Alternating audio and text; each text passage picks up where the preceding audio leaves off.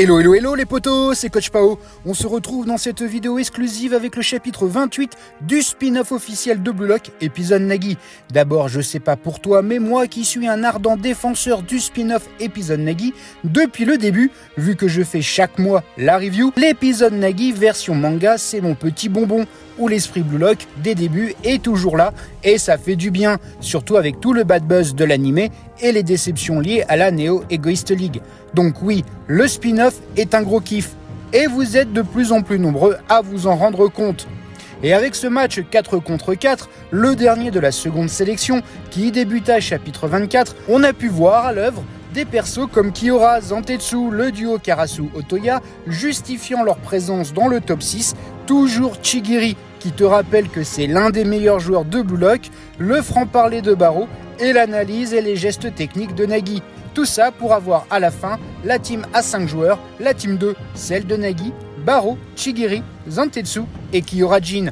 Du coup, au chapitre 27, tu as vu le but de Himizu, la langue de serpent, avec son mini flashback kawaii version enfant. Là aussi, on voit qu'il a des parents chelous, radins, qui s'allument avec des bougies, mais l'idée était de dire que Kimizu est pas un mauvais bourg.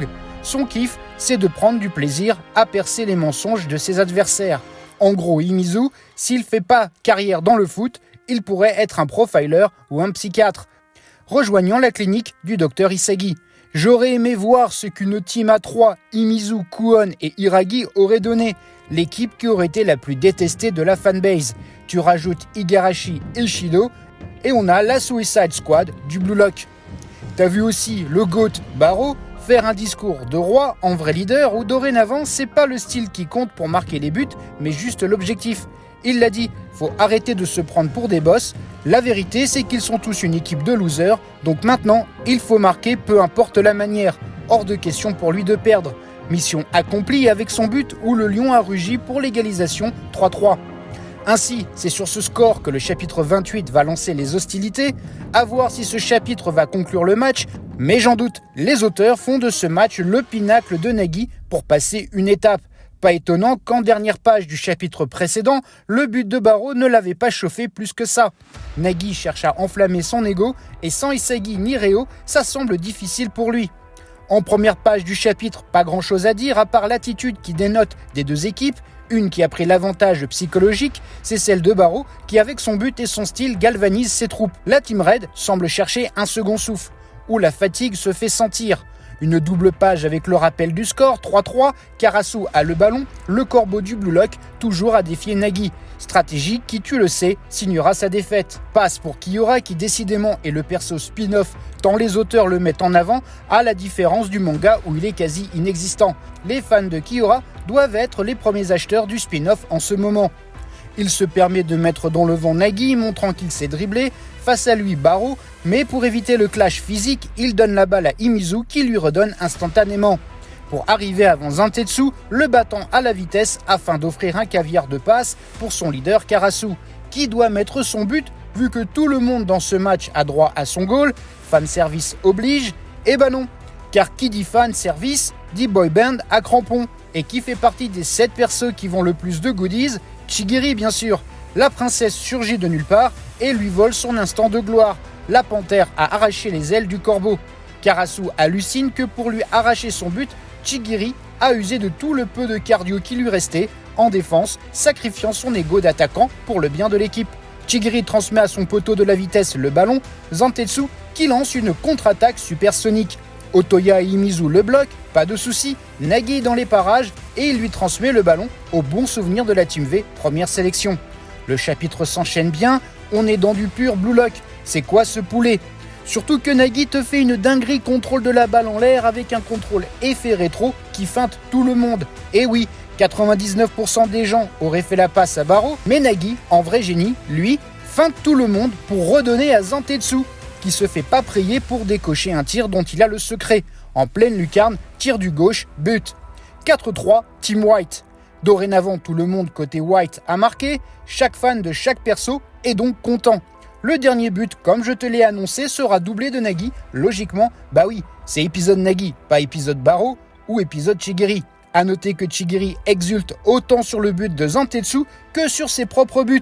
Finalement, ce spin-off aura permis de voir un autre duo naître, Chigiri et Zantetsu, le Flash et le Quicksilver du Blue Lock. La Team Red a le seum et Imizu balance une bombe, ça sent la défaite à plein nez. Et sans idée ou plan, tout repose donc sur l'intelligence de Karasu. Et il l'admet, il a commis une erreur de jugement. Il n'imaginait pas que dans le centre Blue Lock, réputé pour avoir que des égoïstes, des joueurs seraient capables de supprimer leur ego pour le bien de leur équipe. Par contre, il y a un gros souci d'incohérence dans ce chapitre 28 avec le chapitre 100 de Blue Lock, période match test d'aptitude, où Karasu et Otoya jouent avec Chigiri comme si c'était la première fois qu'ils découvraient sa vitesse, ou tout simplement qu'ils jouaient ensemble. Ici, c'est clairement les problèmes liés au spin-off qui se créent après l'œuvre originale, où le retcon peut être mis à mal, voire totalement irréaliste. Défaut que je pardonne vu que j'ai du plaisir à lire le spin-off, mais je devais le souligner. Le spin-off amène sur l'eau d'incohérence. Bref, Karasu et tous les autres admettent qu'ils les ont sous-estimés, comme quoi leur arrogance va leur coûter le match, prouvant en même temps que peut-être s'ils avaient joué face à Isagi ou Rin, ils feraient moins les malins. Même Nagi sent que la victoire est proche, sans joie. Il est dégoûté de voir qu'il va gagner sans avoir enflammé son ego. Quand je lis ça, je pense direct à Rin, avec son obsession de marquer en détruisant son adversaire, sinon son but vaut rien. Nagi a un peu le même principe, si son ego s'enflamme pas, le but ou la victoire a un goût amer. Ça explique leur ego individualiste pour ces deux persos classés comme génies. Page suivante, Nagi confirme mes propos, il a besoin de Isagi pour s'enflammer. Très clairement, Nagi n'est plus dans le match. Ce qui se confirme page suivante où les Reds reprennent le dessus avec des passes plus précises et un jeu plus rapide, enchaînant une possession du ballon faite de passes mais sans créer de réel danger vers le but des Whites. L'idée de Karasu est de faire courir la Team Nagi pour les épuiser afin de scorer et prendre la victoire. On retrouve le principe Heroic Fantasy cher à Kaneshiro avec une forteresse des Reds les protégeant des attaques des Whites, métaphore de la stratégie du roi Corbeau. Barreau et les autres font le siège de la Team Karasu sans pouvoir prendre la balle. Zantetsu, le cavalier, décide de prendre une initiative, mais c'était exactement ce qu'attendait Kiora. Un assaut irréfléchi pour une contre-attaque dévastatrice. L'espace est libéré et le ballon va en direction de Karasu, qui note une différence dans la course de Chigiri. Son démarrage en sprint est moins rapide qu'au début du match, preuve que Chigiri n'a plus de jus, Karasu étant même capable de calculer au millième près cette perte, 0,4 secondes. Karasu n'a pas un cerveau comme les autres, c'est un ordinateur. Chigiri est fasciné par l'analyse monstrueuse de Karasu, qui, se parlant à lui-même, accepte l'idée de ne pas être l'attaquant héroïque du match, mais le passeur en chef, le stratège de l'équipe, en jouant de nouveau avec Imizu dans un 1-2 spectaculaire. On voit même le Corbeau aller au duel physique contre Barreau et Nagi. Dans les leaks, beaucoup de fans ont trouvé ça abusé. Sauf que c'est logique. Sa stratégie forteresse a affaibli ses adversaires. Physiquement, ils sont moins costauds. Résultat, on a une double page incroyable, encore dans ce spin-off, où Karasu fait un tir pour simplement lever le ballon suffisamment pour que son poteau, le ninja, débarque, sautant au-dessus de lui, entre Nagi et Barreau. Et autre double page, Otoya s'appuyant sur l'épaule de Karasu en marquant un but venu d'ailleurs. Décidément, Iragi et son but en s'appuyant sur ses adversaires devient la signature du spin-off. Quasiment à chaque chapitre, on a ça. Palmarès de Iragi, j'ai créé un style de but. La Team Red égalise 4 buts partout. La Team Nagi se dit ici, mais qu'est-ce qu'il faut faire de plus pour gagner ? Du coup, on peut voir que les Whites ont atteint leur limite physique. Pour preuve, Chigiri a un genou à terre et il semble épuisé. La princesse pose la question, et maintenant on fait quoi ? Barreau lui dit cash, on continue.